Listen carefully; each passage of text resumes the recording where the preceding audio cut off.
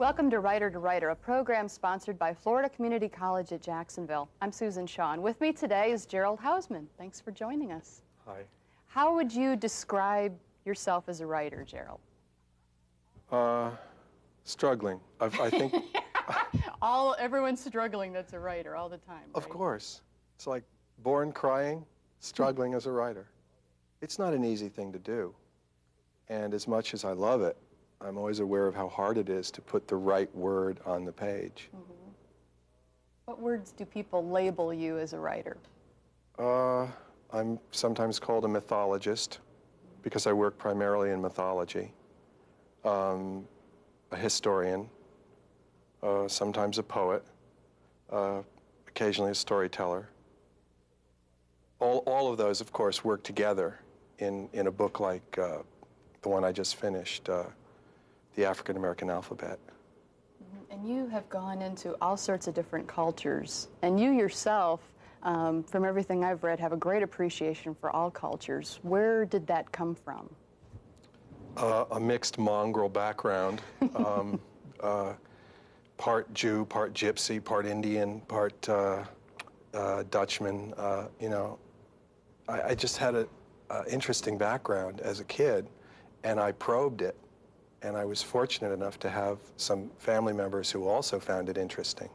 So there were lots of family stories, and I harvested them, and I still tell them, trying to encourage people to look into their own family background and to learn stories from elders in the family. And you say in one of your books, anyway, that, you know, it was in a foreword, stories are everywhere. Stories are in your life. You don't have to look very far. But for someone, as you said, with such a rich background, a lot of us would think it's not fair. We don't have a mongrel background. We don't have, you know, all these rich experiences. We're just ordinary people. What would you say to people that are sitting there, writers? Well, a Campbell's soup can is a very ordinary looking thing, but Andy Warhol portrayed it in such a way that it became very unusual to look at. And I think we are all unusual creatures. And I would say creatures of God, you know. We're all very special, unique beings, and we need to bring that uniqueness out. And writing is just one way to do it. I love all the ways that it can be expressed. So I don't think that race or nationality would have much to do with a person's fascination with his or her own life. Your life is a living thing, like a tree. And I watched the trees this spring that had not one leaf. And yet, in one day, the tree leafed out and blossomed and was a blaze of, let's say, gold flowers. And I looked at it and I said, how could we not be like that ourselves? You're a great storyteller, too, just even with that example. How much is being a storyteller being a writer? For me, it's everything. And if someone said, here's a grant, just go around the country telling stories, I'd probably stop writing, because writing is very, very hard, as I was saying before. And storytelling, for me, is something familial and something familiar. And I feel very much at ease telling a story, more at ease telling it than I would sitting in front of the computer screen. But I realized that the two work together. And so now when I tell my stories, I'll be telling them aloud in a silent room, and I'll be typing and telling and telling and typing. And there's a lot of that, telling, typing, saying, ah. Yeah, and I'll say, oh, you told that badly. Because there's the dog on the other side of the room looking at me with a squinting eye. Because you do. You have, what, 3 dogs and a cat and a parrot from one of the book leaves. That's right. I read. And do they all get to be an audience? Well, the dogs, all 3 dogs are generally in the typing room, the birthing room. and as you said, an audience, they cock their head. They do. It's not good. They're very sensitive to the reverberations that come from the computer and from myself. And we have a Great Dane, and he's very often right at my feet. And The other day I had to relinquish my seat for a computer repairman who was trying to fix our email system. And the Great Dane looked at me like, hey, should we throw this guy out? Does this guy belong here? And I said, he's an operator. Wait till you see him tap the keys.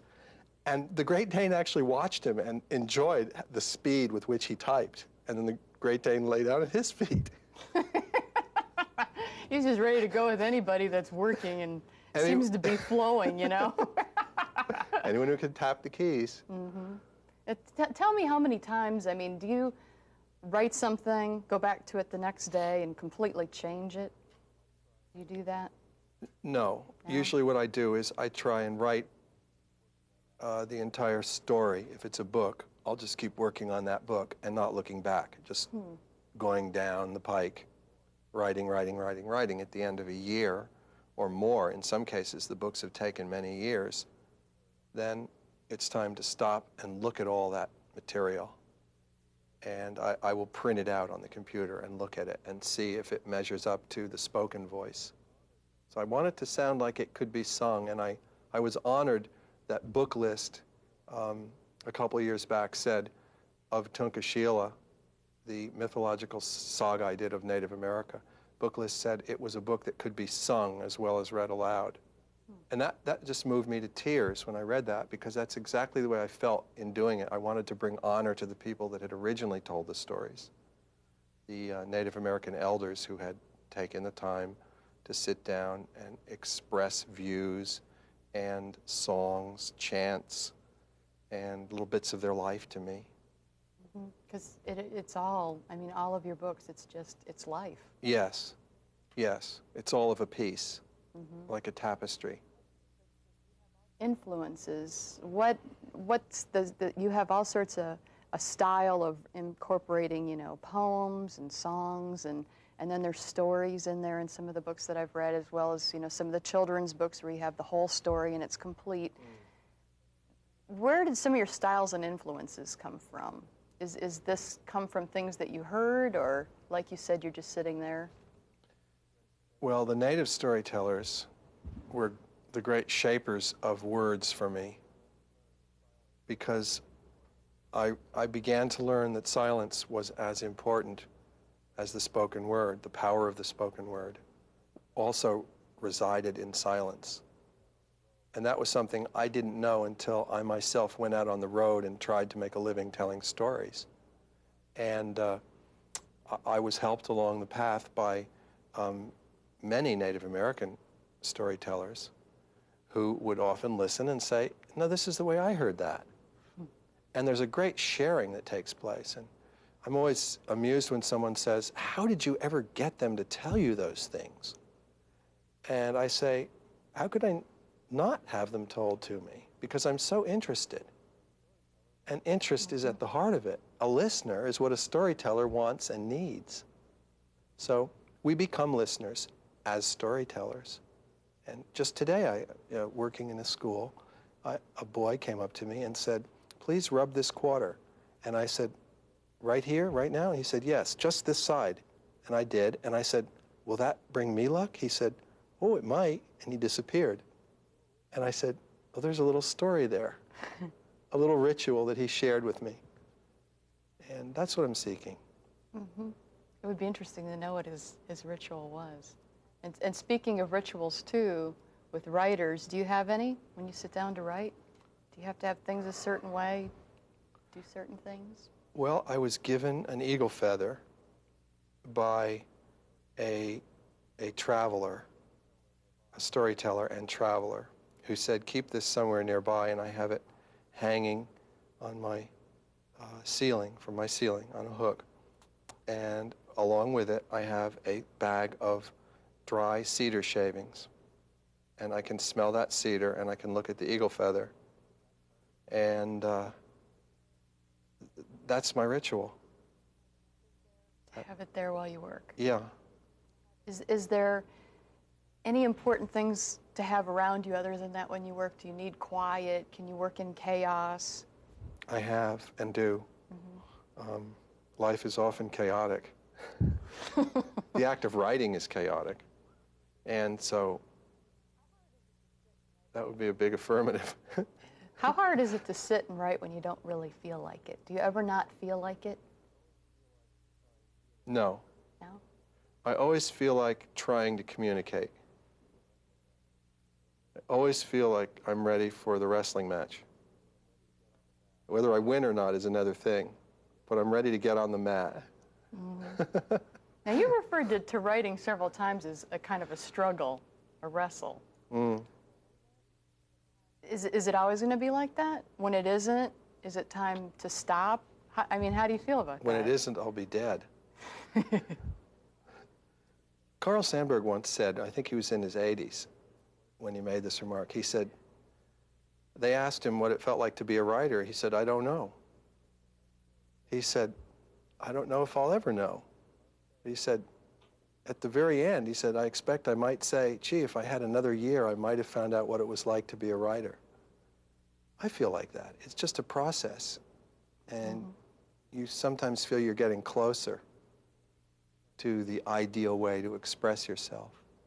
But then again, I'm blessed with a great agent and great editors, and they've brought stuff out of me that often I didn't even want to deal with. So without that, I think the writer would languish. I mean, I think a lot of writers absolutely must have that ascending star, that is an influence of a very positive sort that does more than just congratulates or claps from the sideline, but says, you know, you really must do this book. It's bigger and better than the last one. You must go for this challenge and try and do this thing. And the lazy being that dwells within sometimes says, oh, no, that's too hard. You know, like this one. Try to put together 100 voices from 100 different parts of the world. Nah, it's too hard. But then there's that editor saying, you can do it. And there's the agent saying, you did it before. Rise to the challenge. So these are blessed people, and the books then become, in a sense, blessed events because it's not just the writer. There are a lot of people involved in that process. I like to tell that to school kids because they think somehow they have this magic vision of the writer performing his or her art in solitude and then just receiving large checks. And they probably all say, how much do you make? How much do you... It's always top of mind for them. They ask other questions like, at what hour do you write? You know, that's important, the time that you do it. When do you do this thing? This sleight of hand. And your response? All the time. All the time. All the time. I mean, we're doing it now. We're composing something that has text to it and is based upon a mutual appreciation of language, words. And so, one thing you were talking about, the editors and agents, and they're all really a big part of putting this whole puzzle called a book together. And you tend to thank them over and over in the books that I've looked at. How important is it to have somebody like that? How do you go about finding good editors, good agents? I think you pray. Because they're not to the eagle feather. They're not easily found. And that too is a hard-won battle. I worked with 3 agents over a period of roughly 13 years before finding one who was absolutely committed to me. And that was a special thing, for someone to say, I'm committed to you. I believe in what you're doing. And before that, there was my mom, who said the same thing. She said, I believe in what you're doing. Without that, we were talking before about happiness in our conversation earlier. And I think that's a great measure of happiness, is those people who believe in you, who are a part of the process of your creative work.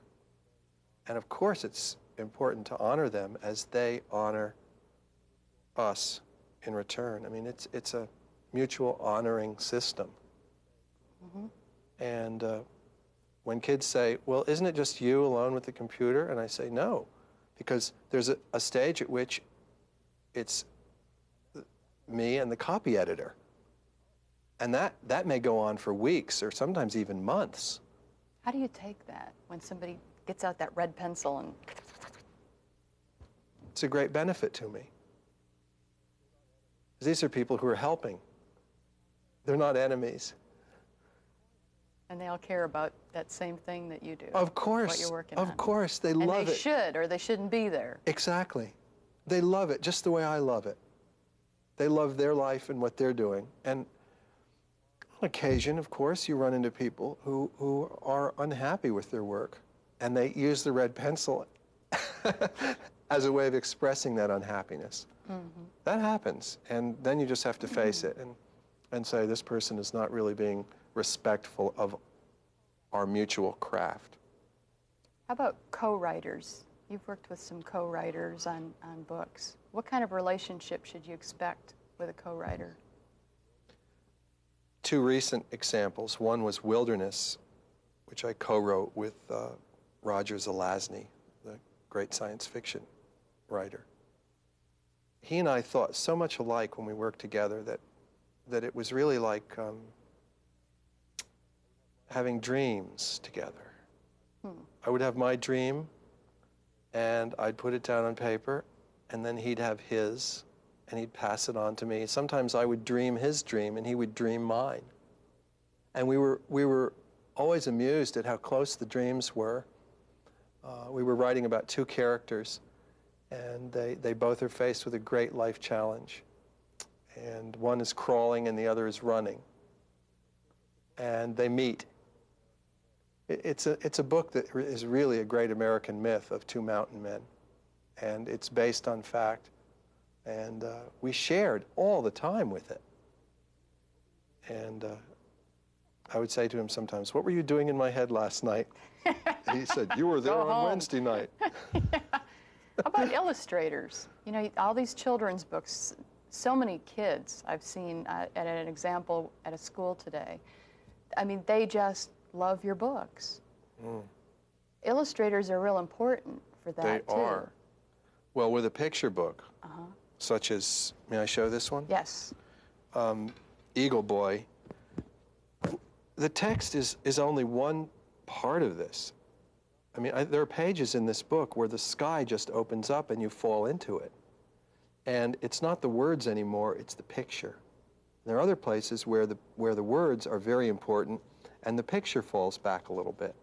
So to me, it's a wonderful dance. Do you approve it? Do you approve the illustrations? Do you have any say? Not really. No? I stay out of that process. And I've been blessed with incredible illustrators who, this team, Kara and Barry Moser, they're both well respected. And Barry Moser's done over 100 books for children.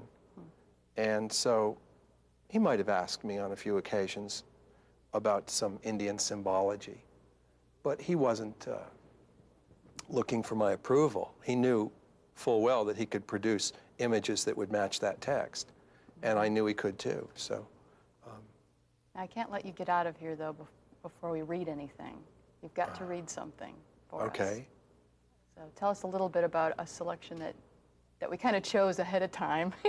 Okay. Well, in the African American alphabet, which is composed of, as I was saying before, hundreds of voices, many of them clamoring to be heard, and some of them lost and forgotten. I was able to find photographs that Zora Neale Hurston took in Eatonville, Florida, in the 1930s, photographs of children. And these were beautiful photographs. And some of the texts that match the pictures are the voices of children and the voices of people on the streets. So it becomes a book that is really authored by quite a large number of people from the Caribbean and from all different parts of the African American landscape. One particular storyteller that I think highly of is really not a storyteller, but a man who was singing on the street one night, and I picked up in his voice, in the cadence of the song, something that was different. In other words, this really wasn't a song. This was travail. This was his life. It wasn't a blues lyric. It really wasn't rap. It was more like a poem coming, bubbling up out of his heart. And he was talking to the moon, as they say in Jamaica. He was talking to the moon. And the only person listening at that moment was myself. And I just happened to have a little scrap of candy wrapper, and I wrote down what he said. And this is it. And later on, I showed it to him, and he said, he looked at it and scratched his head, and he said, "My," he said, that is what I said, isn't it?" And I said, "Yes." I said, "But it was like a song. You sang it." And he said, he was so amazed at seeing those words in print and his name. And I can tell you that it did make a difference in his life when he saw the book, because he's writing an autobiography now. And this is not somebody who was born with pen in hand. The story is really just a short lyric, and it's called Home. Go home. They stop you and search you. You want to go home. They tell you to stand by while they get inside their car. You wait as they watch because you want to go home. They hold you in the hope you will run, so you wait because you want to go home. They have you thinking that to go home is a crime for which sooner or later you will do time. So you wait on those who go home whenever they want to, and who, because you are you and they are they, make you wait and wonder if you will ever go home again. And it's just something you heard on the street. It's impacted somebody's life. And it impacts others now as they read it. It's the story, the full story, which he's writing now, is about a man who's just walking on the street and gets picked up for a crime he didn't commit. And his shame and embarrassment, and then great suffering as a result of this. And it changed his life, so that he said, after he sung this little piece, he said, "You know, I'll never walk on the streets of America again and think that I'm a free man." And it came right out of his heart. Mm-hmm. We're running out of time, but writing really is out of your heart, isn't it? Yes, and out of the hearts of those with whom I have the great fortune to be in touch, such as that magic moment. It just seems to happen. Your best piece of advice for writers and would-be writers? I would say know that what you want to do is certainly possible to do, but you must pray for it. It's not going to come lapping up at your feet. Whereas a thunderbolt and lightning. You have to work hard at it. And as they say in Jamaica, not let go. And just one more minute left, but you've got so many experiences. Should people begin by writing from experience? Where should they start? Where do you start? Well, you just said it. That question has its own answer inside it. Experience is at the heart of anything creative, whether it's imagined experience, which you can fully imagine because of the kind of person you are, or whether it's the sort of experience that I write from, which is what I would call hands-on anthropology. I've always had a love of other cultures, and I've always found myself in a place where there was a cultural pot simmering, and I could taste it. And so I believe in the first-hand approach. You know, learn from people that have been there, and be there yourself whenever you can. But of course, working with someone like Roger Zelazny, who's a great science fiction talent, he would say, it happens here. That too is pure, real, raw experience. In a one word or phrase, what does writing mean to you? What is doing what you're now and being a writer, being able to go out and do what you do? What does that mean to you? Expressing gratitude and love for the Creator. This is a sacred thing, this gift of life, and we shouldn't waste a minute of it, not a breath. And we really appreciate you being here today. Thank you for having me. Thank you, and thanks for joining us. I'm Susan Shaw with Gerald Hausman, and we appreciate you being a part of Writer to Writer with us. Thanks for joining us.